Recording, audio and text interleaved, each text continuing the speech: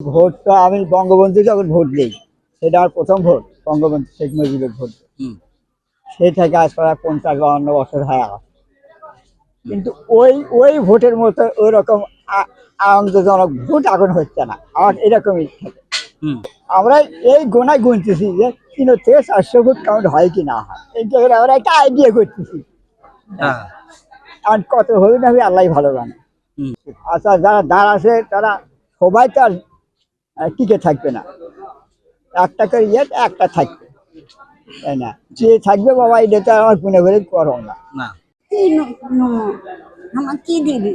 এ যে মেম্বার হতো, চেয়ারম্যান হতো, আমার উঠো দেয় না, কিচ্ছুই পাই না। হুম। ভোট নষ্ট দিলে করে লাভ আছে? নষ্ট করে লাভ আছে। রাজনীতি বুঝি না, রাজনীতি করিও না। হ্যাঁ। বুঝছেন? হ্যাঁ, ভোট দিছি। পরিস্থিতি হিসেবে যা চলতেছে ওইভাবেই চলতেছে এখন।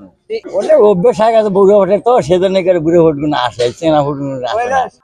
এই চাচাকে দেখে খুব ভালো লাগলো যে এরকম একটা ব্যক্তি আমাদের কেন্দ্রে আসছে, আমি যে কেন্দ্রে দায়িত্বে আছি। তো আর একটা বিষয় হচ্ছে যে ওনাকে হেল্প করে আমি মানে ওনাকে ভোট দেওয়ার সুযোগটা একটু সহজ করে দিছি। এটা আমার কাছে আসলে একটু গৌরবের। আর দ্বিতীয়ত হচ্ছে চাচা আসলে এই বয়সে এইভাবে ভোট দিতে আসছে, এটা অন্যান্য ভোটার যারা আছে তাদেরও চাচার এই ভোট দেওয়াটা দেখে তারাও ভোট কেন্দ্রে আসা উচিত। এসে তাদের অধিকার, ভোট দেওয়া তাদের নৈতিক দায়িত্ব, নাগরিক দায়িত্ব। সেই ক্ষেত্রে আমি আশা করব চাচার এই ভোট দেওয়া দেখে অন্যান্য ব্যক্তিগণ তারা এসে ভোট দিবে এবং তাদের নাগরিক দায়িত্ব তারা পালন করবে।